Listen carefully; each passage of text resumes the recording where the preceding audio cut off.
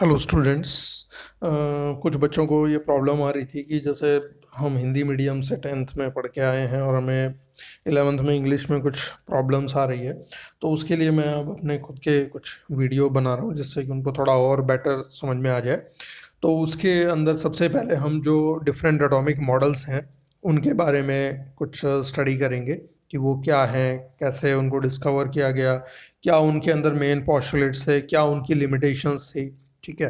तो सबसे पहले हम आते हैं जे जे थॉमसन के मॉडल पे। ये ऑलरेडी हमने वैसे नाइन्थ में पढ़ा हुआ है, लेकिन हमें फिर एक बार इसको क्लियर करना है, फिर से एक बार रिवाइज करना है। तो सबसे पहले जो जे जे थॉमसन का जो मॉडल था 1898 में जो है उन्होंने ये मॉडल दिया था, और फर्स्ट पर्सन थे जिन्होंने एक डिटेल मॉडल दिया था किसी भी एटम का। तो सबसे पहली बात कि उन्होंने जो है क्या प्रपोज किया था, उन्होंने बेसिकली इसके दो नाम और हैं जे जे थॉमसन के मॉडल के, एक प्लम पुडिंग मॉडल और दूसरा है वाटरमेलन मॉडल। ठीक है।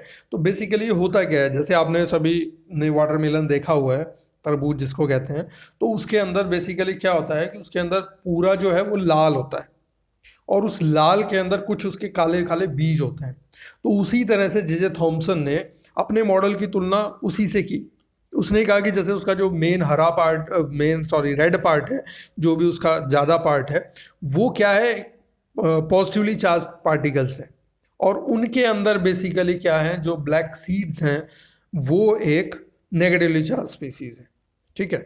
तो उसके हिसाब से जो उसका जो बेसिकली थॉमसन का जो मॉडल था कि उसने कहा कि जो इलेक्ट्रॉन्स हैं वो नेगेटिवली चार्ज, वो सीड्स हैं, और जो उसका मेन पॉजिटिवली पार्ट, जो पॉजिटिव पार्ट है, वो उसका ज़्यादातर जो है हिस्सा वो रेड है।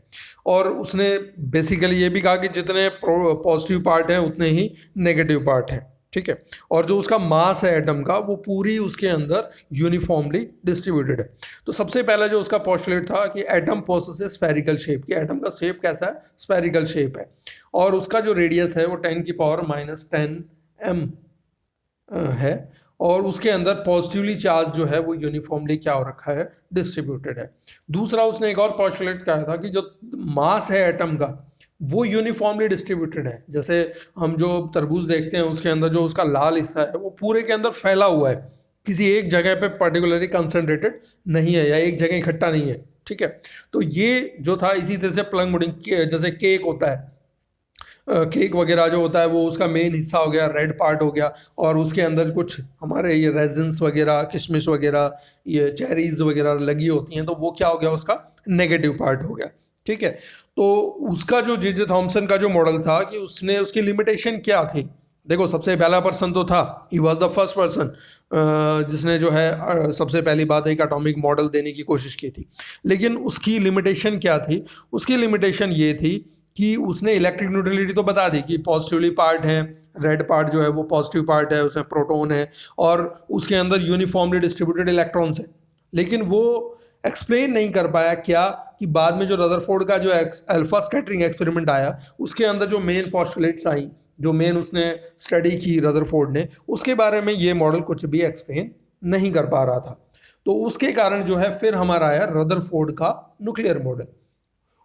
इन 1911 1911 के अंदर उसने एक एक्सपेरिमेंट किया। उसने बेसिकली क्या किया, जो रदरफोर्ड था उसका अल्फा स्कैटरिंग एक्सपेरिमेंट था, उसने एक थीन शीट ली गोल्ड की, जिसकी जो थिकनेस थी वो 100 नैनोमीटर के आसपास थी, और या 10⁻⁻5 सेंटीमीटर के आसपास थी। और उसने एक नैरो स्लिट ली लेड के प्लेट की, और एक सर्कुलर फ्लोरेसेंट स्क्रीन बनाया जिंक सल्फाइड का, और उसको उसने उसके अंदर लगा दिया। ठीक है। और जब उसने जैसे ये हमारा सोर्स है जहाँ से अल्फा पार्टिकल निकल रही है, ये हमारा स्लिट सिस्टम है, और ये थिन गोल्ड की फॉइल यहाँ पे लगी हुई है, ये सर्कुलर फ्लोरेसेंट स्क्रीन है जो किसका बना हुआ है, जिंक सल्फाइड का। ठीक है। तो ये जो उसका एक्सपेरिमेंट था, सोर्स जो यहाँ से उसने अल्फा पार्टिकल स्ट्राइक करी स्लिट सिस्टम के अंदर से, और उसने ये देखा, उसकी जो मेन जो उसकी ऑब्जर्वेशंस थी कि उसमें से ज़्यादातर जो अल्फा पार्टिकल्स थी वो पास हो गई विदाउट डिफ्लेक्शन, यानी ये सीधी चली गई। ठीक है। उनको उसके अंदर जो था कोई मतलब प्रॉब्लम नहीं आई। जो उसके अंदर से कुछ थी, ठीक है। तो उसका मतलब ये था कि जो मोस्ट ऑफ द एटम का स्पेस है वो क्या है, एम्प्टी है। जैसे हम इसको बेसिकली यहाँ पे देखते हैं कि जैसे वो अल्फा रेज उसने यहाँ स्ट्राइक करी, तो उसमें क्या हुआ कि जैसे ये थी, ये सीधी निकल गई अनडिफ्लेक्टेड, यहाँ पे कुछ जो थी थोड़े सा डिफ्लेक्ट हुई, कुछ जो है ज़्यादा डिफ्लेक्ट हुई। तो उसका बेसिकली जो मेन उसकी वो थी कि सबसे पहली बात तो अल्फा पार्टिकल्स जो थी being positively charged and having considerable mass could be deflected only by some heavy positively charge center, ठीक है। यानी जो उसका पॉजिटिवली चार्ज सेंटर था उसमें से कुछ तो डिफ्लेक्ट हो गई, ज़्यादातर अनडिफ्लेक्टेड होके सीधी चली गई, कुछ ने अपना थोड़ा बहुत रास्ता बदल लिया, ठीक है। Alpha particle which makes head on collision with the heavy positively centre और डिफ्लेक्टेड थ्रू लार्ज एंगल्स, जो इससे ज़्यादा बिल्कुल बिल्कुल सेंटर में जाके इससे टकराई, सेंटर जो था इसका वो ज़्यादा डिफ्लेक्टेड हुई, बाकी जो है उन्होंने थोड़ा बहुत अपना रास्ता चेंज किया था। तो ये रदरफोर्ड का जो था मेन अल्फा स्कैटरिंग एक्सपेरिमेंट था। अल्फा रेज उसने स्कैटर की थी थिन गोल्ड की फॉइल के ऊपर, और उसने उसके मेन 3 चीज़ें देखी। सबसे पहली चीज़ उसने ये देखी कि ज़्यादातर जो पार्टिकल्स थे या जो रेज थी वो अनडिफ्लेक्टेड चली गई, उनको सीधा रास्ता मिल गया। तो इसका मतलब इसके अंदर ज़्यादातर जो हिस्सा है वो क्या है, एटम के अंदर खाली है। दूसरा उसने देखा कुछ ने अपना थोड़ा बहुत रास्ता बदल लिया, तो रास्ता बदल लिया दैट मीन्स कि उनके अंदर कुछ थोड़ा बहुत डिफ्लेक्शन हुआ है, ठीक है। कुछ उसने देखा कि बिल्कुल जो सेंटर से जाके टकराती है वो बहुत ज़्यादा डेविएट करती है, बहुत ज़्यादा अपना एंगल चेंज करती है। तो उसने बेसिकली इन पॉस्टुलेट्स के हिसाब से कुछ इन्फ्रेंसेस निकाले या कुछ उसने अपनी पॉस्टुलेट्स कही। वो क्या थी कि जो किसी भी एटम का जो मोस्ट ऑफ द मास है वो क्या है, पॉजिटिवली चार्ज्ड है, और वो कहाँ पे है, इसके सेंटर ऑफ द न्यूक्लियस के अंदर, ठीक है। और इस न्यूक्लियस जो है, जो हमारा बीच का न्यूक्लियस है, इसका साइज बहुत ज़्यादा स्मॉल है, इसीलिए क्या हुआ, ज़्यादातर जो रेज हैं वो इसके अंदर से डिफ्लेक्ट होके चली गई विदाउट एनी डिफ्लेक्शन, ठीक है, सीधी चली गई। फिर जो उसका सेंटर है वो पॉजिटिवली चार्ज है और उसके अंदर क्या है, प्रोटॉन्स हैं, ये जो इसका, और इसका हिस्सा जो है वो बहुत छोटा है। यानी ज़्यादातर जो हिस्सा है इस एटम का, उसके अंदर साइज ऑफ न्यूक्लियस जो है वो बहुत कम है, यानी साइज ऑफ न्यूक्लियस जो है वो बहुत छोटा है। और उसने फिर ये कहा कि जो ये न्यूक्लियस है इसके चारों ओर क्या कर रहे हैं, इलेक्ट्रॉन्स रिवॉल्व कर रहे हैं, और वो एक बहुत हाई स्पीड से रिवॉल्व कर रहे हैं, और उनको बैलेंस कौन कर रहा है, एक सेंट्रीफ्यूगल फोर्स, एक फोर्स है जो उनको इसके चारों तरफ बैलेंस करके रखती है, ठीक है, that is called centrifugal force. फिर उसने कहा कि द टोटल नेगेटिव चार्ज, किसी भी जो न्यूक्लियस के जो है चारों तरफ जो टोटल नेगेटिव चार्ज है वो पॉजिटिव चार्ज से बैलेंस हो जाता है। यानी कि जो आपका नेगेटिवली चार्ज पार्टिकल इलेक्ट्रॉन्स हैं उतने ही क्या है, पॉजिटिवली चार्ज आपके प्रोटॉन्स हैं, ठीक है। तो वो उसको बैलेंस कर देते हैं, इसीलिए एटम क्या है, न्यूट्रल है। फिर most of the space inside the atom, ज़्यादातर जो स्पेस एटम के अंदर है वो क्या है, एम्प्टी है, ठीक है। तो ये मेनली उसने बेसिकली जो उसका न्यूक्लियर मॉडल था, उसने उसको अपने न्यूक्लियर मॉडल को कंपेयर किया किसके साथ में, प्लैनेटरी, जो हमारे प्लैनेट्स हैं उसकी तरह से, कि जो हमारा जैसे हमारे प्लैनेट हैं वो जो है सन के चारों तरफ हमारे जो हैं सारे रोटेट कर रहे हैं प्लैनेट्स, उसी तरह से उसने कहा कि न्यूक्लियस के चारों ओर ये इलेक्ट्रॉन्स क्या कर रहे हैं, रिवॉल्व कर रहे हैं। इसीलिए उसने उसको अपने मॉडल को प्लैनेटरी मॉडल ऑफ एटम भी नाम दिया, ठीक है। तो बेसिकली जो रदरफोर्ड था उसने बेसिकली जो अपना अल्फा रेज स्कैटरिंग एक्सपेरिमेंट था उससे कम से कम 2-3 चीज़ें तो बहुत क्लियर कर दी कि सबसे पहली बात तो जो एटम है उसके अंदर जो न्यूक्लियस है उसका हिस्सा बहुत कम है, बहुत थोड़ा है। दूसरी चीज़ कि उसके चारों तरफ, न्यूक्लियस के चारों तरफ जो है कौन रिवॉल्व कर रहा है, इलेक्ट्रॉन्स रिवॉल्व कर रहे हैं, ठीक है। तीसरी चीज़ कि जो एटम जो है वो न्यूट्रल क्यों है, वो न्यूट्रल इसलिए है कि जितने नंबर ऑफ इलेक्ट्रॉन्स हैं उतने ही उसके अंदर उतने ही पॉजिटिवली चार्ज प्रोटॉन्स भी हैं, तो जो उनका चार्ज है वो न्यूट्रलाइज हो जाता है, तो इसीलिए एटम क्या है, टोटली न्यूट्रल है। अब उसका जो मेन जो उसने पॉस्टुलेट्स जो दी थी वो रदरफोर्ड ने, अब उसके अंदर भी कुछ कमियां थी।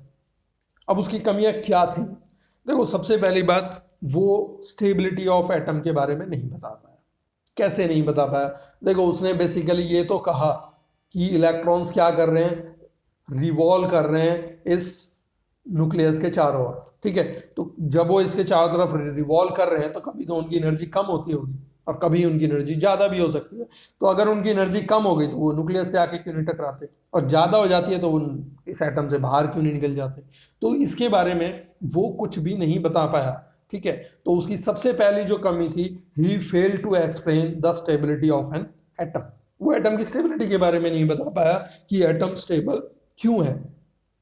दूसरी चीज एक और जो थी कि जैसे हमने लाइन स्पेक्ट्रम पढ़ा हाइड्रोजन एटम का, लाइन स्पेक्ट्रम आ गया था, तो उसने जो रदरफोर्ड का जो मॉडल था वो ये नहीं बता पाया कि जो हाइड्रोजन का जो अंदर स्पेक्ट्रम बनते हैं, जो उसके डिफरेंट लाइंस बनती हैं, वो क्यों बनती हैं, ठीक है।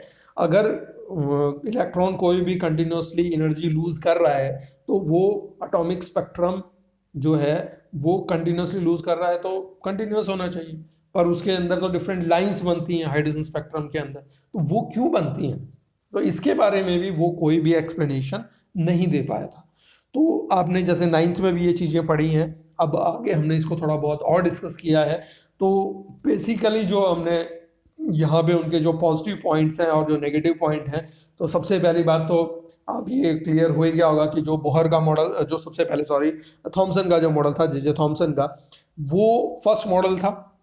और मेन कंट्रीब्यूशन उसका यही है कि उसने बेसिकली ये बता दिया था कि एटम जो है उसके अंदर पॉजिटिवली चार्ज स्पीसीज होते हैं, नेगेटिवली चार्ज स्पीसीज होते हैं। फिर आपका रदरफोर्ड का मॉडल आया।